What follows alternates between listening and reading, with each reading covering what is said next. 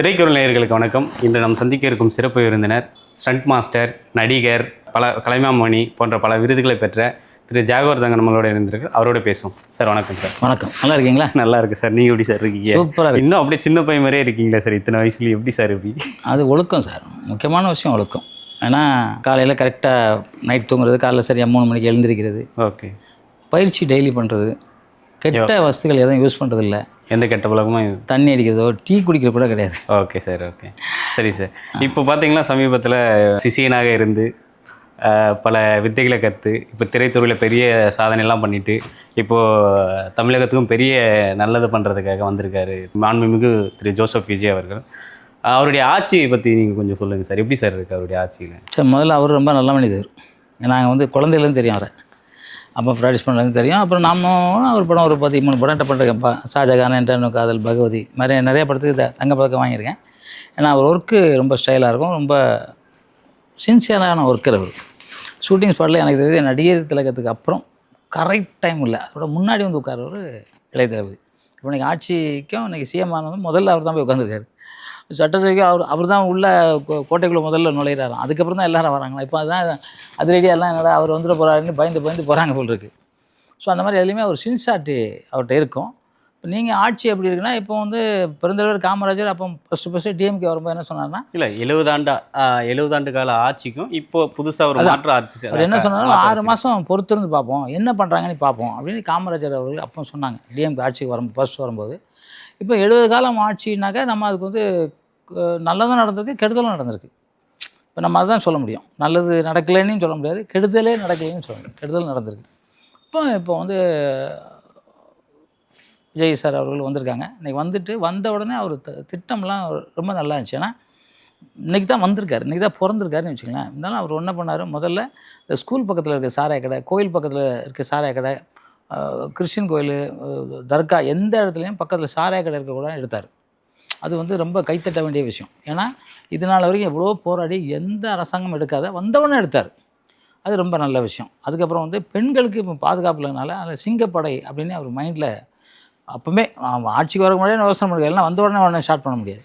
So அது ஒன்று ஆரம்பித்து இன்றைக்கி பெண்களுக்கு பாதுகாப்புக்காக நிறையா பாதுகாப்பு நடக்குது. அதையும் மீறி நீங்கள் சொன்னீங்க நிறையா இது நடக்குது அப்படின்னு கேட்குறீங்க. ஆனால் அது இன்றைக்கி நேரத்தில் கிட்டத்தட்ட நீங்கள் சொன்ன மாதிரி 70 ஆண்டு காலம் அது தொடர்ந்து நடந்துக்கிட்டே இருக்குது. போன ஆட்சியில் நடந்துச்சு, அதுக்கு முன்னாடி நடந்துக்கிட்டு தான் இருந்துச்சு. இப்போ இவர் வந்த உடனே கட்டுப்படுத்தணுன்னா கட்டுப்படுத்துவார். உடனே முடியுமாங்கிறது எனக்கு தெரியல. யாராலையும் முடியாது உடனே முடிகிறது. 108 சீட்டு வந்துருச்சோன்னே குதிக்கலை. அப்புறம் இந்த கான்வாயெல்லாம் கொடுத்து அனுப்பிச்சாங்க, அப்பவும் சந்தோஷப்படல அவர். கான்வாய் திருப்பி எடுத்துக்கிட்டாங்க, அப்பவும் வருத்தப்படல. திருப்பி சிஎம் உட்காந்தார், அப்பவும் அவர் சந்தோஷப்படல. அவர் ஒரே முகம், அந்த ஒரே ரியாக்ஷன். நான் விளம்பரத்திலே கொடுத்தேன், ஒரே ரியாக்ஷன் என்னென்னா அவர் மக்களுக்கு எதனா செய்யணுன்ட்டு தான் உட்காந்துருக்காரு. அவர் ஒன்றும் புதுசாக பணம் சம்பாதிக்க வேண்டிய அவசியம் கிடையாது. புரட்சித் தலைவர் எம்ஜிஆர் எப்படி 3 முறை ஜெயிச்சு 1/4 கிரவுண்டு கூட அவர் வாங்கவே இல்லை. அப்படி தான் ஆட்சி பண்ணார். அதேமாதிரி இவரும் கண்டிப்பாக நிச்சயமாக பண்ணுவார். ஏன்னா பணம் ஒரு மனிதனுக்கு தேவையான பணம் தானே தேவை. ஒரு பக்கம் இப்படி இருந்தாலும் ஒரு பக்கம் நல்லது பண்ணாலும் அவர் மேலே பல விமர்சனங்கள் நிறைய சார் விமர்சனம் சமூக வலைதளங்களில் நிறைய அவரை பற்றி விமர்சனங்கள் நிறைய. கிருஷ்ணர் இருக்கார்ல, நம்ம கடவுள் கிருஷ்ணர், அவர் மேலே விமர்சனம் செய்வாங்க. இயேசுநாதர் மேலே விமர்சனம் சொல்லுவாங்க. அது சொல்லிக்கிட்டு தான் இருப்பாங்க. ஏன்னா அதனால ஒரு பேர் வரும் இல்லையா. யாரையாவது தப்பாக சொன்னால் ஒரு பேர் வரும், ஒரு 4 பேர் இது பண்ணுவாங்க, அதுக்காக சொல்லத்தான் செய்வாங்க. அது அவர் இப்போ விஜய் சார் என்ன, நீ எதனா சொல்லிட்டு போ, என் வேலை மக்களுக்கு பணி செய்யணும் அப்படின்னு அவர் பண்ணிக்கிட்டே இருக்கார். ஒரு சின்ன மாற்றம், ஏன் ஒரு குரல் கூட கொடுக்கல. இப்போ நம்ம கூட யாராவது திட்டினா அப்படி திரும்பியாக பார்ப்பலாம், அது கூட இல்லை. அவர் சைலண்டாக பண்ணியிருக்காரு. பொறுத்துருந்து பார்ப்போம். இப்போ தானே வந்திருக்காரு.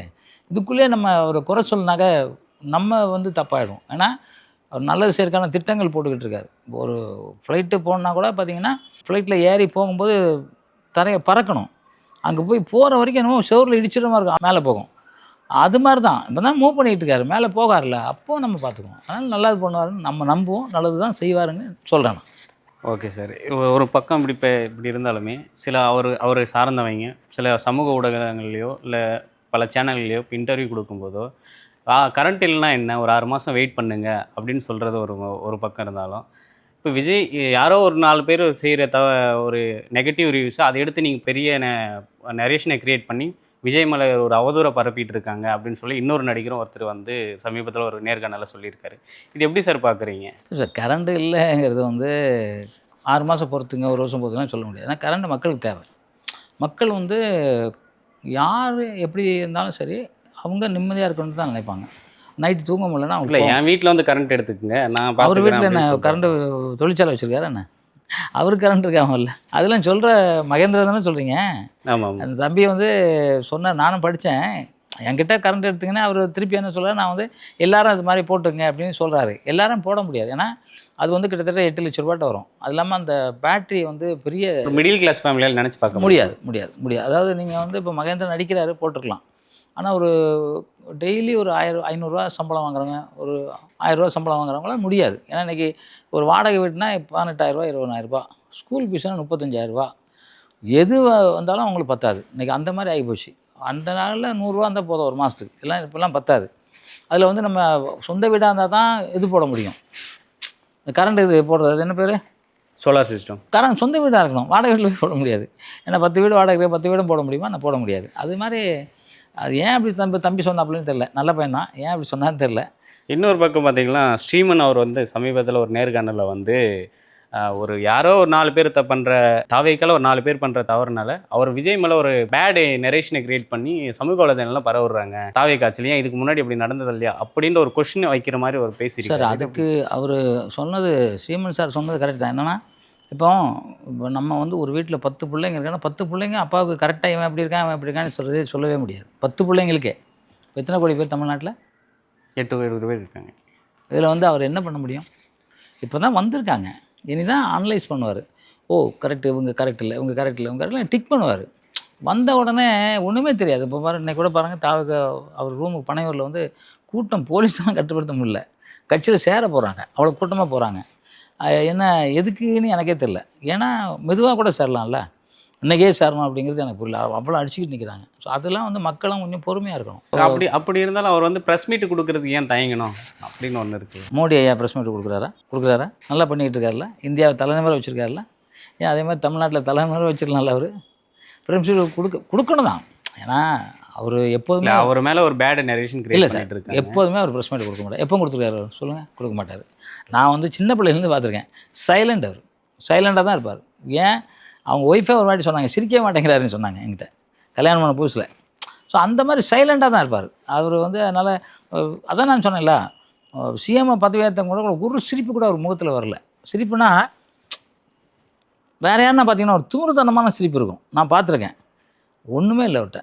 அப்படியே எப்படி நான் வந்து ஒரு ஒரு எப்போ பார்த்தனோ அப்போ மாதிரி அப்படி தான் இருக்குது. அப்படியே சைலண்டாக தான் இருக்கார். அப்போ என்னென்னா அவர் வந்து எல்லாமே தன்னை புரிஞ்சுக்கிட்டு இப்படி தான் இருக்கணுங்கிறத தெரிஞ்சுக்கிட்டார். அதனால தான் சார் அவ்வளோ சம்பாத்தியத்தை விட்டுட்டு வராரு. அவருக்கு என்ன எதுவுமே இல்லையானே. அவர் நடிகன்னு எவ்வளோ இத்தனை 200 கோடி 300 கோடி கொடுக்க ரெடியாக இருக்காங்க. அதை விட்டுட்டு வராருன்னா மக்களுக்கு சேவை செய்கிறதுக்கு வராரு. வந்த உடனே பண்ணுறாங்களான்னா முடியாதுல்ல சார். 6 மாதம் பொறுக்கலாம். ஏன் பொறுக்கள் என்ன இருக்குது? இவ்வளோ நாள் பொறுத்துக்கிட்டீங்களா? என்ன எனக்கோட ஒரே ஒரு வேண்டுகோள் அவர்கிட்ட உங்கள் சேனல் மூலயமா, அவர் பிறந்தநாள் வருது, பிறந்தநாள் வாழ்த்துக்களும் சொல்கிறேன். என்னென்னா முதல்ல இந்த போதை அவஸ்தை ஒழிக்கணும். உலகத்திலே மிக மிக நிறைய போதைப் பொருளே தாவைக்க நிர்வாகிங்க நிறைய பேர் கைது பண்ணிகிட்டு இருக்காங்க. அவங்க தாவைக்க நிர்வாகின்னு சொல்கிறாங்க. இப்போ ஒரு பக்கம் இப்படி இருந்தாலும் இப்போ தான் சேர்ந்துருப்பாங்க. ஒரு வேளை போய் சேர்றாங்களா? இன்றைக்கி சேர்றாங்க பாருங்கள். ஒரு 2000-3000 பேர் நிற்கிறாங்க. அதில் யாருன்னு அவருக்கு என்ன தெரியும்? வந்தாங்க, நிர்வாகி போட்டிருப்பாங்க. இப்போ அவரும் கெட்டவராக இருக்கும்போது அவர் எடுத்துகிட்டு போகிறாரு. உடனே எடுத்துடுறாரு. ஏன் போலீஸே வந்து உடனே வேலையில் தூக்குறாரு இல்லையா? இப்போ யாரும் முன்னாடிலாம் பண்ணலையே. அப்போ இவர் கட்சியிலேருந்து தூக்குறாங்கல்ல. அப்போ இது தெரியாமல் இருக்கும்ல. அப்போ நான் தான் சொன்னேன், ஒரு வீட்டில் 10 குழந்தைங்கனாலே தெரியாது. நீங்கள் வந்து லட்சக்கணக்கான கோடிக்கணக்கான பேர் எப்படி தெரியும்? தெரியும் போது தான் அவர் எடுக்க முடியும். அவர் வந்து அதிரடியாக நடவடிக்கை எடுத்தார்னா இனிமேல் யாரும் அது பண்ண மாட்டாங்க. இப்போ அதிரடியாக நடவடிக்கை எடுத்துக்கிட்டு இருக்காரு. அதனால் யாரும் இனிமேல் பண்ணுறது பயப்படுவாங்க. கட்சியிலேருந்து தூக்கிடுவாங்க போல் இருக்குது, பெரிய ஆபத்துரா அப்படின்ற மாதிரி இது பண்ணிடுவாங்க. ஆனால் ஒரு 6 மாதம் பொறுக்கணும் சார். எதாக இருந்தாலும் நம்ம கூட்டம் வரும்போது இப்போ எனக்கு கூட தான் வராங்க. எனக்கு ஒரு இடையில ஒரு கூட்டம் வந்துச்சு. என்னை பார்க்க வந்தாங்கன்னா அவன் எனக்கு எதிரியாக இருந்திருக்காங்க. எனக்கு தெரியல. கதவை திறந்துட்டேன். ஒருத்தன் மட்டும் தெரிஞ்சவன். பார்த்தா இவ்வளோ லேடி 2-3 பேர் கதவை திறந்தோடனே மிளகா பொடி அடித்து கத்தியில் குத்துறாங்கிறா அந்த பொம்பளை. ஆனால் ரொம்ப கஷ்டப்பட்டு கதவை சாத்தி 4 பேர் அவங்க. நான் ஒரு ஆள் கதவை பூட்ட முடியல. அவன் தள்ளுறாங்க. நான் போட்டோன்னு இந்த விரல் நசிங்கே போச்சு. எனக்கு ரத்தம் பிச்சுட்டு வந்துச்சு. அதோட பூட்டு போட்டு வீடியோ கேமரா எடுத்துகிட்டு போய் ஃபோட்டோ எடுக்கிறேன். ஆனால் அவன் சொல்கிறான், ஃபோட்டோ எடுக்கிறேன் ஏடா நீ அசிங்கமாக சொல்ல நான் பேச முடியாது பப்ளிக்கில். கேவலம் பேச நான் வீடியோ வச்சுருக்கேன். இதை கொண்டு போய் நான் போலீஸில் எஃப்ஐஆரே போடல, சிஎஸ்ஆரே போடல. எஃப்ஐஆர் அப்புறம் சிஎஸ்ஆரே போடல. ஏன்னு தெரியாது. அந்த மாதிரி இப்போ வந்திருக்கவங்க புதுசாக வந்திருக்காங்க. அப்போ அவர் பார்ப்பார், ஓ யார் யாரெல்லாம் சரி. இப்போ நீங்கள் சொல்கிறீங்க, நான் பேசுகிறேன், ஸ்ரீமன் சொல்கிறாரு, எல்லாம் சொல்லும்போது அதெல்லாம் பார்த்தா இவங்கெல்லாம் கரெக்டாக இல்லைன்ட்டு அந்த லைனுக்கு விட்டு அந்த மாவட்ட செயலாளர் எம்எல்ஏ விட்டு அவங்க யாருன்னு கழிச்சிருவார். ஏன்னா கெட்டவங்கள அவர் கூட வச்சுக்கிட்டதா எனக்கு தெரியாது. ஏன்னா இது வரைக்கும் பார்த்ததில்ல. கிட்டத்தட்ட 40 வருஷமாக எனக்கு தெரியும் அவரை. அது தொடர்ந்து பார்த்தீங்கன்னா ஒரே நாளில் வந்து 5 போக்சோ வழக்குகள் வந்து பதிவாயிருக்கு சமீபத்தில். யார் மேலே? போக்சோ சின்ன சின்ன குழந்தைங்க, ஆமாம். இப்போ தாவேக்கு நிர்வாகிகளாக இருக்கட்டும், அது யாருமே எந்த ஒரு அறிக்கையும் கொடுக்கல. விஜய் இதை பற்றி ஒரு ஒரு அறிக்கையோ இல்லை ஒரு ட்வீட் பண்ணுறதோ எதுவுமே கிடையாது. அதேமாதிரி கோயம்புத்தூரில் ஒரு சம்பவம் நடந்தால் அதை குறித்து கூட சில அமைச்சர்கிட்ட கேள்வி கேட்கும்போது கூட அவங்க சிரிச்சுக்கிட்டே கடந்து போகிறத பார்த்தோம். இதை பற்றி எப்படி சார் நினைக்கிறீங்க? இதுக்கு முன்னாடி ஆட்சியில் இந்த மாதிரிலாம் நடந்திருக்குங்களா, இல்லை இதுதான் முன்னாடி ஆட்சியில் நடந்திருக்கான்னு கேட்குறீங்களா? ஏன் நடக்குது இல்லையா? இல்லை ஒரே நாள் 5 போக்சோ வழக்கு பதிவாகிறது சார். போலீஸ் தான் கேஸே போட மாட்டாங்களா இப்போ? அது தெரியுங்களா உங்களுக்கு? நானே என்ன சொன்னேன்ல, இப்போ என்ன அடிக்க வந்ததுக்கு சிஎஸ்ஆர் கூட தரமாட்டேன்ட்டாங்க. இது மாதிரி நிறைய கேஸில் கொடுக்குறது இல்லை யாரும் இப்போ கரெக்டாக போடுறாங்க. கம்ப்ளைண்ட் பண்ணி உடனே ஆக்ஷன் எடுக்கிறாங்க. அதுதான் நம்ம புரிஞ்சுக்கணும். ஏன் நீங்கள் அப்படி போகிறீங்க, இப்படி எடுத்துங்க. இப்போ உடனே வழக்கு போடுறாங்க, போலீஸே தூக்குறாங்க வேலையிலேருந்து. அப்போ கரெக்டாக தானே பண்ணுறாரு. ஏன்னா அவரே பண்ணுறாருலாம் நீங்கள் கேட்கக்கூடாது. அவர் கூட இருக்கிற யாரோ ஒருத்தவங்க பண்ணுறாங்க. அது வரைக்கும் எப்படி உடனே கவர்னருக்கு தெரியும். இப்போ நீங்கள் சொல்கிறீங்க, பத்திரிக்கையில் அவர் பார்ப்பார், அதுக்கப்புறம் அவர் நடவடிக்கை எடுப்பார். ஏன்னா கட்சியிலேருந்து நிறைய பேர் தூக்கியிருக்காரு இந்த மாதிரி ஆளுங்களை. ஏன்னா புதுசாக வரவங்க யார் தெரியும்? தெரியாது இல்லையா? நமக்கு தெரியாத. முதலே அவர் கட்சியில் ஆட்சிக்கு வர மாதிரி ஒரு அம்மா வந்து தாவக்கா அப்படி அப்படின்னு சொல்லிச்சு. அப்புறம் டக்குன்னு வந்து வேறு கட்சியில் சேர்ந்து தாவக்கா தப்புன்னு சொல்லிச்சு. அது சொல்லுவாங்களா? அதனால் அவங்க யாருன்னு சொல்ல முடியாதுங்க. இப்போ நம்ம கூட பிறக்கிற அண்ணன் தம்பியே நம்ப முடியல, பிள்ளைங்க பொண்டாட்டியே நம்ப முடியல. யாரோ ஒருத்தன் வந்து கட்சியில் சேர்ந்தான், அவன் வந்து என்ன பண்ணுவான், அவன் குணம் என்ன, அவன் நடை என்ன, அவன் அரக்கனா நல்லவனா தெரியாதுல்ல, இனிதான் தெரியும். ஆனால் அவருக்கு ஒரு வேண்டுகோள் என்னென்னா, போதை வஸ்தை சுத்தமாக வேறடி மண்ணோடு அழிக்கணும். சாராயமாக இருக்கட்டும், கஞ்சாவாக இருக்கட்டும், அபீனா இருக்கட்டும், அப்புறம் ஏதோ ஒயிட்டாக ஏதோ சொல்கிறாங்க, மூக்கில் உருவி வாங்கலாமே, ஓகே, அதெல்லாம் வந்து ஒன்றும் இருக்கக்கூடாதுங்க. போலீஸ் நினச்சா முடியும். போலீஸ் வந்து சாதாரண ஆள்லாம் கிடையாது. போலீஸ்கிட்ட சட்டத்தை கொடுத்துட்டாங்கன்னா அவங்க பண்ணுற இதில், ஏன்னா உலகத்திலே நம்பர் 1 போலீஸ் நம்ம போலீஸ், அந்த மாதிரி நம்ம சொல்லுவாங்க. ஆனால் அவங்கள்ட்ட சட்டத்தை கொடுக்கல, இவ்வளோ நாளாக பிடிச்சிக்கிட்டாங்க. அவங்களால ஒன்றும் செய்ய முடியல. கையை கட்டினாக்க அவங்க என்ன பண்ணுவாங்க பாவம். இப்போ கொடுத்தாங்கன்னா எவன் சாராயம் வைக்கணும், எவன் கஞ்சா வைக்கணும், எல்லாத்தையும் முட்டி தட்டி உள்ளே தள்ளுவாங்க. ஸோ அந்த இதை பண்ணணும். அதுக்கப்புறம் போதை விற்கிறவன்னா அவனெல்லாம் விடவே கூடாது, வெளியவே விடக்கூடாது. அப்படி தான் கரெக்டாக இருக்கும். ஏன்னா ஏதோ நம்ம உத்தரப்பிரதேசம்னு நான் நினைக்கிறேன், அந்த அந்த சிஎம் இருக்கார்ல பாஜகவில், யோகி அவர் வந்து வீடே அடிச்சுடுவாராம். இந்த மாதிரி போதெல்லாம் விற்றுக்கிட்டு வீடே அடிச்சு வரோம், போங்கடா வீடே வாங்க இல்லைடா உனக்கு அப்படின்ட்டு. ஸோ அது பெரிய கஷ்டமான தண்டனை தான். பட் ஆனால் போதை வைக்கிறவங்க அவங்களுக்கும் பொண்டாட்டி பிள்ளை இருக்கும். அவங்க பிள்ளை குடித்தா எப்படி இருக்கும், அவங்க பொண்டாட்டி குடித்தா எப்படி இருக்கும், நம்ம குடும்பத்தில் இது மாதிரி நடந்தால் எப்படி இருக்குன்னு அவங்க தான் யோசனை பண்ணி விற்கக்கூடாது. அது அவங்க விற்கிறவங்க மேலே பெரிய தண்டனை கொடுக்கணும். பெரிய லெவலில் அவங்க மேலே வெளியே முடியாத அளவுக்கு கேஸ் போடணும். வெளியே வரவே கூடாது. திருப்பி விற்றவன ஒரு வாரம் விட்டுட்டாங்கன்னா திருப்பி உடனே விற்றுருவான், அடுத்து விற்றுருவான். பல அரசியல் தலைவர்களோட நீங்கள் வந்து பயணிச்சிருக்கீங்க, நிறைய பேர் உங்களுக்கு தெரியும். இப்போ அப்போதைய முதலமைச்சர் எம்ஜிஆர் முதற்கொண்டு சமீபத்தை முன்னாள் முதல்வர் ஸ்டாலின் வரைக்கும் நீங்கள் பழகியிருக்கீங்க. ஆமாம். ஸோ அந்த அரசியல் கட்சி தலைவர்களுக்கும் முதல்வருக்கும் என்ன வித்தியாசம் நினைக்கிறீங்க? அவங்க வந்து ஒரு கட்சியில் ஈடுபாட்டு அப்படியே வந்தாங்க. இப்போ வந்து ஒரு இயக்கத்தில் எம்ஜிஆர்னா திமுகவில் இயக்கத்திலேருந்து பொறுப்புலேருந்து எம்எல்ஏ ஆகி எம்எல்சி ஆகி பொருளாளர் அப்படி வந்தாங்க. அதுக்கப்புறம் பார்த்திங்கன்னா எல்லாருமே அப்படி தான் வந்தாங்க. விஜயகாந்த் மட்டும்தான் வந்து தனியாக வந்து அப்படியே கட்சி ஆரம்பித்து இன்னைக்கு எதிர்கட்சி தலைவர் வரைக்கும் வந்தார்.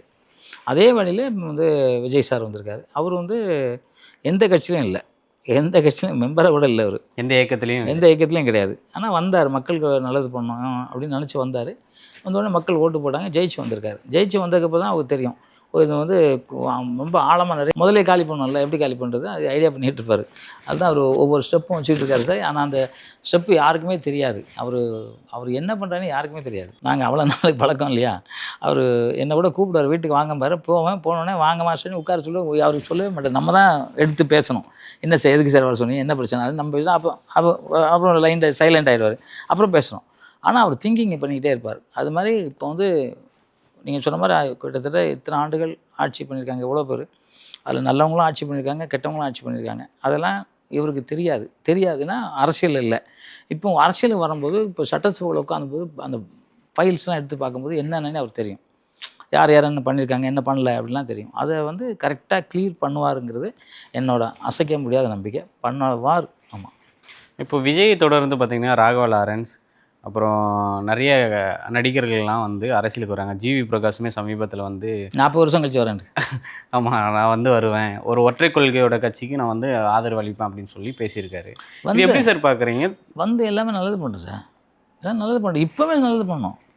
இப்போ எம்ஜிஆர் எப்படி வந்தாருன்னா, எம்ஜிஆர் வந்து சார் ஒரு இது சொல்கிறேன், ஒரு படத்துக்காக ரொம்ப கஷ்டப்படுறாரு. ஒரு ஒரு ஒரு 40 ரூபா சம்பளத்துக்கு ஒரு படம் கமிட் ஆகுது. படமா இது நாடகம். 20 ரூபா அட்வான்ஸ் கொடுக்குறாங்க. 20 ரூபா அட்வான்ஸ் தான் அவங்க அம்மாட்ட வந்து 10 ரூபா தராரு. 10 ரூபான்னா அவங்க அண்ணன் சொல்கிறாரு, சக்கரபாணி சார், தம்பி போய் பேசிருக்காப்புல 20 ரூபா அட்வான்ஸ் கொடுக்குறீங்க, எவ்வளோ கொடுத்தாரு அப்படின்னு. இல்லை 10 ரூபா தான் கொடுத்தான். சரி நீ ஒன்றும் தம்பிகிட்ட கேட்காத, நான் கேட்டுக்கிறேன் அப்படின்னு திருப்பி தலைவர்கிட்ட கேட்குறாங்க, எம்ஜிஆர்கிட்ட கேட்குறாங்க, என்னப்பா என்ன பேசுகிறீங்க, எவ்வளோ அட்வான்ஸ் கொடுத்தாங்க, இவ்வளோ தான் கொடுத்தாங்களாப்பா அப்படின்னா, இல்லைம்மா 20 ரூபா கொடுத்தாங்க. அப்போ என்னப்பா 10 ரூபாய் காணோம். இல்லைம்மா நான் வந்துக்கிட்டு இருந்தேன், பஸ் ஸ்டாண்டில் நின்றுருந்தேன். பஸ் ஸ்டாண்டில் ஒரு அம்மா வந்து சாப்பிட்றதுக்கே காசு இல்லையா, அவங்க அம்மாவும் அந்த புள்ள குழந்தை இருந்தாங்க, 2 பேர் இருந்தாங்க. அதனால் சரி சாப்பிட்றதுக்குன்னு ஒரு 5 ரூபா கொடுத்துட்டேம்மா. சரி மிச்சம் 5 ரூபா என்ன.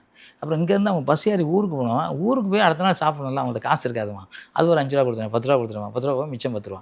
அதாவது அவர் வந்து 20 ரூபா சம்பாதிக்கும் போது 10 ரூபா கொடுத்துருக்காரு. அந்த மாதிரி ஒரு நல்ல மனிதர் பார்த்துங்க. யார் இருந்தாலும் அள்ளி கொடுப்பாருங்க. நான் வந்து தலைவர் வீட்டில் 4 வருஷம் இருந்தேன். ஒரு வாட்டி வந்து ஒரு கோயிலில் கும்பாபிஷேகத்துக்காக அந்த ஐயருங்கெல்லாம் வந்து வசூல் பண்ணுறாங்க, ஒரு இடமா போய் வசூல் பண்ணுறாங்க. அப்போ வந்து தலைவர் வீட்டுக்கு வராங்க. தலைவர் வீட்டுக்கு வரும்போது அவர் என்னன்னு கேட்குறாரு, இது மாதிரி கோயிலுக்கு எவ்வளோ ஆகும்னு கேட்குறாரு. எவ்வளோ ஆகுங்கிறாங்க. அதை விட ஒரு டபுள் பங்கு அமௌண்ட் கொடுக்குறாரு. யார்கிட்டையும் நீங்கள் கேட்க வேண்டாம், நீங்கள் அபிஷேகம் பண்ணு, கோவிலில் கும்பாபிஷேகம் பண்ணுங்கன்னு சொல்கிறாரு. அவங்க போகிறாங்க. போகிறவங்கள ஒருத்தரை மட்டும் கூப்பிட்றாரு, வாங்க அப்படிங்கிறாரு. அவர் வராரு. என்னங்கன்றாரு. என்ன கஷ்டம் உங்களுக்குன்னு கேட்குறாரு. ஒன்றும் இல்லையா அப்படிங்கிறார். சொல்லுங்கள், சும்மா சொல்லுங்கள், என்ன கஷ்டம்னா.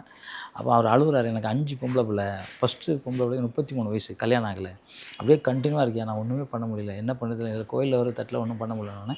இந்த 5 கல்யாணம் நான் இருந்து பண்ணுறேன், நான் அப்பா ஸ்தானத்தில் பண்ணுறேன்னு பண்ணி கொடுத்தாரு. அது என்னென்னா அவருக்கு கஷ்டம்னு தெரிஞ்சால் பண்ணிடுவார். இப்போ அந்த வழியில் வந்து எல்லோரும் வந்தாங்கன்னா சந்தோஷம். அது மாதிரி இப்போ ஜிவி பிரகாஷ் வந்தால் பண்ணலாம், என்ன ஹெல்ப் பண்ணியிருக்காரு அப்படின்னு பார்க்கலாம். இது மாதிரி லாரன்ஸ் சார் வந்தால் அவர் என்ன ஹெல்ப் பண்ணுறாரு. ஹெல்ப்பு சார், மக்களுக்கு ஹெல்ப் பண்ணணும் சார். நீங்கள் அரசியலுக்கு வந்து தான் ஹெல்ப் பண்ணணும்லாம் இல்லை, நம்ம ஹெல்ப் பண்ணிக்கிட்டே இருக்கலாம். இப்போ நான் கூட கொரோனா டைமில் 30,000 பேருக்கு ஹெல்ப் பண்ணேன். ஒவ்வொருத்தரும் அரிசி பருப்புலாம் வாங்கி வாங்கி வீடு வீடெல்லாம் கொடுத்தேன். என்னால் யார் கஷ்டமாக இருக்காங்கன்னு தெரிஞ்சு அவங்களாம் கொடுத்தேன். அது வந்து உதவின்னு சொல்ல முடியாது, நம்மளால் முடிகிறத நம்ம பண்ணுறோம் இல்லையா. அந்த மாதிரி இப்போவே எல்லாம் பண்ணிக்கிட்டே இருக்கணும். பண்ணிக்கிட்டே இருந்தாங்கன்னா அவங்க அரசியல் வரதுக்கு வரலாம். அந்த எண்ணம் வரணுங்கிறேன். முதல்ல சார் அரசியல் வந்து பணம் சம்பாதிக்கிறதா இருக்கவே கூடாது. யார் வந்தாலும் சரி சார், அரசியலுக்கு வந்து அந்த சம்பளத்தை வந்து அது கூட வேண்டான்னு சொன்ன ஒரு புரட்சித் தலைவர் எம்ஜிஆர் அவர்கள். அந்த சம்பளம் கூட எனக்கு வேண்டாம், மக்களுக்காக இருக்கட்டும் கொடுத்தாரு. அதுமாதிரி ஜெயலலிதாமா அதே மாதிரி கொடுத்தாங்க. ஏன்னா அவங்களுக்கு வந்து அதை விட மேலே பல கோடி இருந்துச்சு, மக்களுக்கு சேவை செய்யணுங்கிற எண்ணத்தில் தான் வந்தாங்க. அதனால் அது மாதிரி யார் வேணாலும் வரட்டும், மக்களுக்கு சேவை செய்யுங்க. அதில் என்ன, நாங்களும் கூட உங்கள் கூட நிற்போம், நாங்களும் உங்கள் கூட வந்து சேவை பண்ண மக்களுக்காக நிற்கிறோம். ஏன்னா மனுஷன் ஒரு பிறகு தான் பிறக்கிறான், அதுக்கப்புறம் யார் எப்போ இறக்குறாங்க யாருக்கு தெரியாது. இருக்கிற வரைக்கும் பண்ணுவோமே. இன்றைக்கி கூட எம்ஜிஆர் பற்றி கேட்குறீங்க, அவர் இறந்து எத்தனை வருஷம் ஆச்சு இன்னைக்கு கேட்குறீங்க. ஏன், அவர் செஞ்ச புண்ணியங்கள் தான். அதனால் அது மாதிரி எல்லோரும் பண்ணட்டும், மக்களுக்கு நல்லா சொன்னீங்க. மக்கள் கஷ்டம் இல்லாமல் வாழ்கிறதுக்கு உங்களால் என்னென்ன முடியுமோ அதை பண்ணுங்கள். சேர்த்து வச்சுட்டு ஒன்றும் கொண்டு போகிறதில்ல. பெரிய பெரிய ஹாஸ்பிட்டல் கட்டினவரெலாம் இறந்து போயிடுறாங்க, டாக்டர் எல்லோரும் இருப்பாங்க, நம்ம காப்பாற்ற முடியாது. மக்களுக்கு கொடுத்துக்கிட்டு இருந்தால் நல்லதுன்னு நினைக்கிறேன். சரி, இப்படி இருந்தாலும் இப்போ நிறைய விமர்சனங்களை பார்த்தீங்கன்னா சினிமா பாணியில் தான் விஜய் வந்து போயிட்டுருக்காரு. ஒரு ஆக்ஷன் சொன்னால் எப்படி நடிக்கிறாரு, ஒரு ஆக்ஷன் சொன்னால் எப்படி பேசுகிறாரு, ஒரு ஸ்கிரிப்டை வச்சு தான் இன்னும் கூட அவர் ஸ்கிரிப்டை வச்சு தான் மூவ் பண்ணிகிட்டு இருக்காரு அப்படின்னு சொல்லி கூட யார் சொல்கிறது.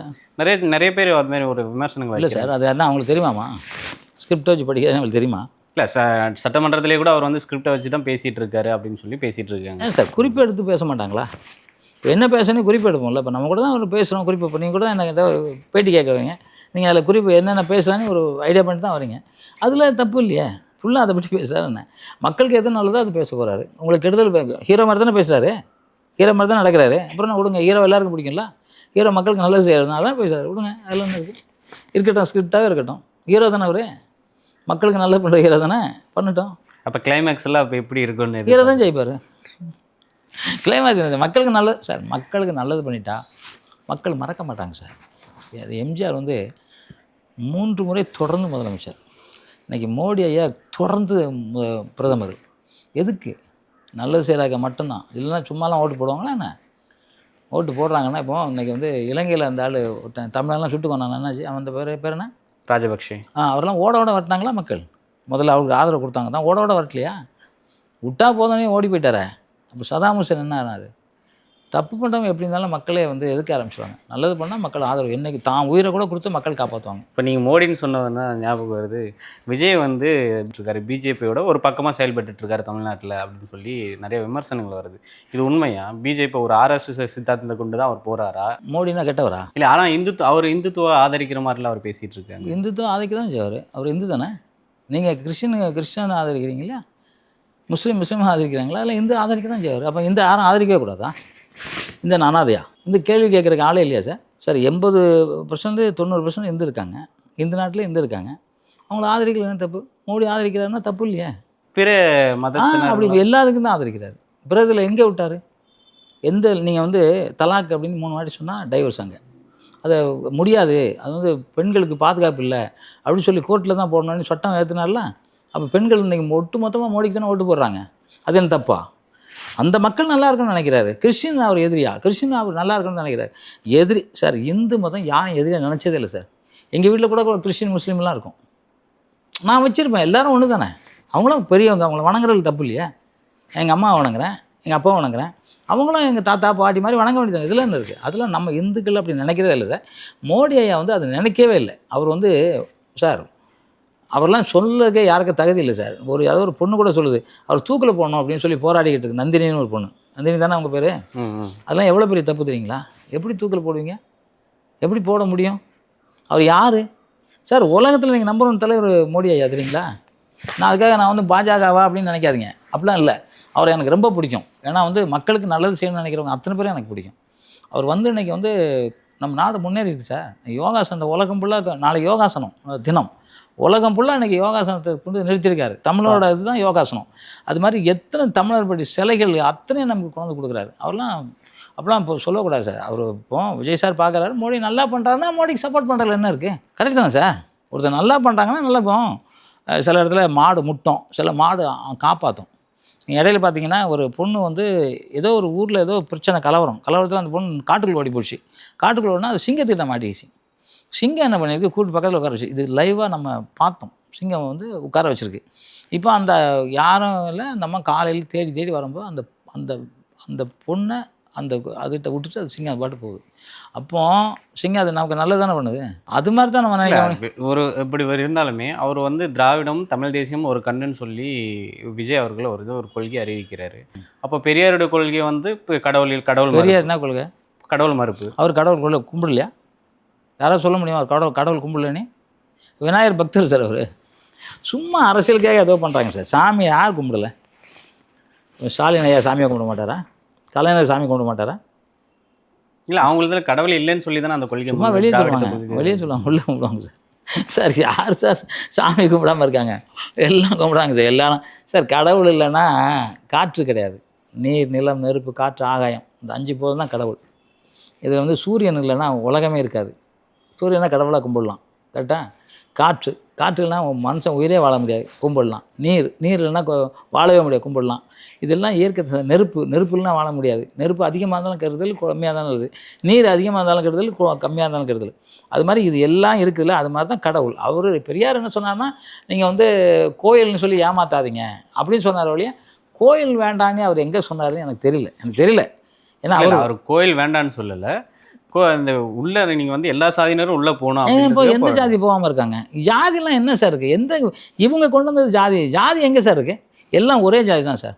யார் ஜாதிங்க? ஆண் ஜாதி, பெண் ஜாதி, 2 ஜாதி. வேறு என்ன ஜாதி இருக்குது? என்ன அவங்களுக்கும் சிவப்பு ரத்தம், நமக்கும் சிவப்பு ரத்தம். மிருகத்துக்குலாம் வேறு கலரில் ரத்தம் வரும், திரும்பி பார்த்தீங்கன்னா. ஆனால் மனுஷனுக்கு எல்லா மனுஷனுக்கும் ஒரே தான். லண்டனில் இருக்கவனுக்கு ஒரே ரத்தம் தான், இந்தியாவில் இருக்கவனுக்கு ஒரே ரத்தம் தான். ஜாதிலாம் சும்மா சார். இன்றைக்கி தேட்டரில் போய் படம் பார்க்குறோம், எந்த ஜாதிக்காரங்க நம்ம உட்காந்துருக்கோம் தெரியுமா? தெரியாது. எல்லாம் ஒரே ஜாதி, அண்ணன் தம்பி தான். அதனால் ஜாதிலாம் நான்லாம் ஜாதிங்கிறதே நம்புறதே இல்லை சார். ஜாதி நானும் ஒரு ஜாதி தான், எனக்கும் ஒரு ஜாதி இருக்குது. நான் அந்த ஜாதியை நான் விரும்புவேன் தான். ஏன்னா எனக்கு அம்மாவை நான் விரும்புவேன். இப்போ நீங்கள் கூட உங்கள் அம்மா விரும்புவீங்க, அதுக்கப்புறம் தான் உங்கள் பெரியம்மா விரும்புவீங்க, உங்கள் சின்னம்மா விரும்புவீங்க. அது மாதிரி தான் எல்லாமே அவங்க ஜாதியை விரும்புவாங்க. ஆனால் அதுக்காக நம்ம அம்மா தான் பெருசு, சின்னம்மா பெருசு இல்லைன்னு சின்னம்மா வெட்டக்கூடாது. சின்னம்மா தான். அப்படி தான் இருக்கணும் சார். அதனால் கடவுள் இல்லைன்னு சொல்கிறத என்னால் ஒத்துக்க முடியாது சார். கடவுள் இருக்காது. நீங்கள் வந்தோடனே சொன்னீங்க எங்கள் வீட்டில் ஏதோ வாசனை வருதுன்னீங்களா? ஆமாம். நீங்கள் ஒன்றும் இல்லை சார். எங்கள் அம்மாவுக்கு தண்ணி வச்சுருக்கேன் காலையில். இப்போ பாதி இருக்காது, குடிச்சு எடுத்து பாருங்கள். நான் உங்களை இப்போ வந்தப்போ ஊற்றினா இல்லைல்ல? ஆமாம். இல்லை, இப்போ எடுத்து பாருங்க, பாதி இருக்காது. ஏன்னா எங்கள் அம்மா தண்ணி குடிக்கிறாங்க. அப்போ கடவுள்னு எப்படி சொல்ல முடியும்? இருக்காங்க சார். இந்த வீட்டுக்குள்ளே எதுக்கு அந்த வாசனை வருது? நான் தனியாக தான் இருக்கேன், நானே கூட்டிக்கிறேன், நானே இது பண்ணிக்கிறேன், எல்லாம் பண்ணுறேன்.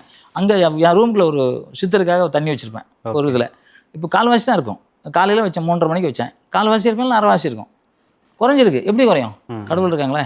நான் நம்புகிறேன் சார், கடவுள் இருக்காரு சார். ஆன்மீகம் இருக்குது, கடவுள் இருக்கார். கடவுள் இல்லைன்னு சொல்லவே முடியாது. எல்லா இடத்துலையும் இருக்கார். நீங்கள் கோயிலுக்கு போயிட்டு வந்தோன்னா உங்கள் வாழ்க்கையில் மாற்றம் வரும். ஓகே. ஒன்றும் இல்லை சார், எங்கள் வீட்டுக்கு வந்துட்டு போனாலும் உங்களுக்கு மாற்றம் வரும் சார். இது கோயில் கிடையாது, வீடு தான். ஆனால் நான் கடவுளாக கும்பிட்றேன், என் வீட்டையும் கடவுளாக கும்பிட்றேன். அதனால் கடவுள் இருக்கார் சார். கடவுள்ங்கிறதுலாம் இல்லை. இப்போ விஜய் சார் கடவுள் கும்பிட இல்லையா? இப்போ நான் அன்றைக்கே சொன்னேன், ஒருத்தர் வேலை இப்போ எடுக்கக்கூடாது, வேலை எடுத்துகிட்டு திருச்செந்தூர் கோயிலுக்கு போன வந்தார், ஆட்சிக்கு வந்து உட்காந்தார்ல, வேலை கொடுத்தார்ல, கடவுள் முருகர் கொடுத்தார்ல. கடவுள் இருக்கா சார். அதெல்லாம் வந்து அந்த டீம் இந்த டீம் எல்லாம் இல்லை, எல்லாம் ஒன்று தான் சார். எல்லாமே ஒன்று. மக்களுக்கு நல்லது பண்ணணும். அவர் ஒரு பக்கம் மக்கள் நல்லது பண்ணுறாரு, மக்களுக்கு நல்லது பண்ணிக்கிட்டு இருக்காரு. அதனால் அவரை போய் மக்களுக்கு நல்லது என்னென்ன பண்ண முடியும்னு கேட்டு வாங்கிட்டு வராரு. மோடியாவே பார்க்குறாரு, பார்த்து வாங்கிட்டு வர்றாருல்ல. ஆனால் கூட்டணி வந்து காங்கிரஸ் தானே வச்சிருக்கு. அது ஒரு இஷ்டம் சார், அது நம்ம ஒன்றும் பண்ண முடியாது. கூட்டணிலாம் இல்லையே. கூட்டணி எங்கே வச்சுருக்காங்க? காங்கிரஸ் அங்கே எம்எல்ஏ வாங்கியிருக்காங்க. கூட்டணி எங்கே சார் வச்சாங்க? கூட்டணி வச்சுருக்காங்களா? கூட்டணியில் தான் இருக்காங்க. கூட்டணி எலெக்ஷன் நின்னாங்களா? கூட்டணி சேர்ந்து நிற்கல. இங்கே திமுக கூட கூட்டணி தான் சார். சார் இது சப்போர்ட் பண்ணுறாங்க. அவர் வந்து ஒரு நல்ல மனிதர். சரி, அவர் வந்து ஆட்சியில் எல்லாம் பேரக்கூடாதுன்னு சப்போர்ட் பண்ணுறாங்க. அதில் ஒன்றும் தப்பு இல்லையே. இப்போ அடுத்த வாட்டி தான் தனியாக ஃபுல்லாகவே வந்துடுவார். அப்போ கூட்டணி வராதுல்ல. அதெல்லாம் ஒன்றும் இல்லை சார். ஒருத்தருக்கும் சப்போர்ட் பண்ணுறாங்க. நாடு நல்லா இருக்கணும் சார். யார் வேணால் ஹெல்ப் பண்ணிட்டு, நாடு நல்லா இருக்கணும், நாட்டு மக்கள் நல்லா இருக்கணும், நிம்மதியாக இருக்கணும். இன்றைக்கி விஜய் சார் வந்தார், கரண்ட்டு கட்டு இல்லை, போலீஸ் ஸ்டேஷனில் நம்ம போனால் கம்ப்ளைண்ட் எடுக்கிறாங்க, எல்லாம் நம்மளை பாதுகாத்துக்கிறாங்க, ஒரு இது வரணும். அதுக்கு சிந்தனை பண்ணிக்கிட்டு இருக்காரு. சீக்கிரம் நல்லது செய்வார். ஓகே சார், ரொம்ப நன்றி சார். இவ்வளோ நேரம் ஒரு அருமையான விளக்கத்தையும் நிறைய கருத்துக்களையும் சொன்னதுக்கு உங்கள் நேரத்துக்கும் கருத்துக்கும் நன்றி சார். ரொம்ப நன்றி. உங்களுக்கும் நன்றி. உங்கள் சேனலுக்கும் உங்கள் நிர்வாகத்தினருக்கும் ஒர்க் பண்ணுற அத்தனை பேருக்கும் நன்றி. அதே சமயம் நம்ம இவ்வளோ கருத்துக்கள் சொன்னால் கூட நம்ம ஒரே ஒருத்தரை ரொம்ப வணங்கணும். அது நம்ம அம்மா. பெண் வந்து கடவுளுக்கு நிகரானவங்க. அந்த பெண் வந்து நமக்கு அம்மாவும் சரி, பெரியம்மாவும் சரி, எல்லாருமே பெண்கள் தான். அந்த பெண்களை தப்பான நோட்டமாக பார்த்துறாதீங்க, தப்பான செய்கைகளை நீங்கள் எதுவும் பண்ணாதீங்க. ஏன்னா அது ஒரு பெண் வந்து கஷ்டப்பட்டாங்கன்னா அது வந்து எவ்வளோ கஷ்டங்கிறது உங்களுக்கு தெரியும். நீங்கள் வந்து போதை போட்டு அந்த பெண்களை நம்ம காப்பாற்றணுங்க. பெண்களை காப்பாற்றுறதுக்கு தான் நம்மளை படைச்சிருக்காங்க. ஏன்னா ஒவ்வொரு விஷயமும் அப்படி தான் இருக்கும். அந்த பெண்ணை காப்பாற்றுறதுக்காக நீங்கள் எவ்வளோ முயற்சி பண்ண பண்ணுங்கள். அம்மாவை அப்பாவை மதிச்சிங்கன்னா வாழ்க்கையில் மிகப்பெரிய ஒரு இடத்துக்கு போகலாங்கிறது என்னோட இது. போதை விவஸ்தை ஒழிக்கணுங்கிறது தான் தம்பி கேட்டாங்க. அதுதான் போதை விவஸ்தை ஒழிக்கிறது மட்டும் இல்லை, இந்த குடும்பத்தை எல்லாம் நம்ம நிம்மதியாக வாழணும். இந்த போதை வந்து தான் எல்லாருமே குடும்பமாக பாதியாக பிரித்து, அம்மா சாராயம் குடிக்கிறதுனால கத்தியை சங்கில் குத்துறான், அம்மா காசு தரலன்ட்டு. அப்பா கத்தலாம் ஓட வெட்டுறான், 300 ரூபா சாராயத்துக்கு கொடுக்கல நீ. அது என்ன ஆச்சு? ஒரு வாட்டி வச்சுட்டு அப்புறம் ஜெயிலில் போய் கிடக்க வேண்டியது. அங்கே தண்ணி அங்கே குடிக்கிற கூட தண்ணி தரமாட்டாங்க. உங்களுக்கு ராஜா வாழ்க்கைலாம் கிடையாது. ஜெயிலுக்கு போனால் வேறு ஒரு வாழ்க்கை இருக்குது. ஆசிரியரை மதிங்க. ஆசிரியர் மதித்தா மட்டும்தான் உங்களுக்கு வந்து நாளைக்கு என்ன இருக்கலாம். மிலிட்ரியை மதிங்க. நான்லாம் மிலிட்ரிக்கு ஷூட்டிங் போவேன். அந்த மிலிட்ரிக்காரவங்க ஒருத்தர் தனியாக காட்டுக்குள்ளே ஒரு மூட்டை கட்டிட்டு ஒரே ஒரு பாதாம் பருப்பு இல்லை ஒரே ஒரு வேர்க்கடலை சாப்பிட்டு இவ்வளோன்னு தண்ணி குடிச்சு சுற்றிட்டு இருப்பார். அதுக்கு நீங்கள் எவ்வளோ கொடுத்து வச்சுருக்கீங்க பாருங்கள். அந்த மிலிட்ரிக்காரவங்களை மதிங்க. எனக்கு இன்னொன்று சொல்லட்டுமா சார்? அதில் சொல்லுங்கள். எல்லா 10ஆம் கிளாஸ் படித்தோன்னா கம்பல்சரியாக ஒரு 2-3 வருஷம் மிலிட்ரியில் சேர்க்கணும். அங்கே வந்து ஒழுக்கத்தை கற்றுக்கணும். அங்கே வந்து ஒர்க்கெல்லாம் கற்றுக்கிட்டு வந்து திருப்பி மனிதனாக வாழணும். அப்போ தான் அவங்க நல்லபடியாக வாழ முடியும். இது சைனாவில் இருக்குது. இங்கேயும் அப்படி பண்ணணும்னு நினைக்கிறேன். ரொம்ப நன்றி. வணக்கம் சார். நன்றி சார்.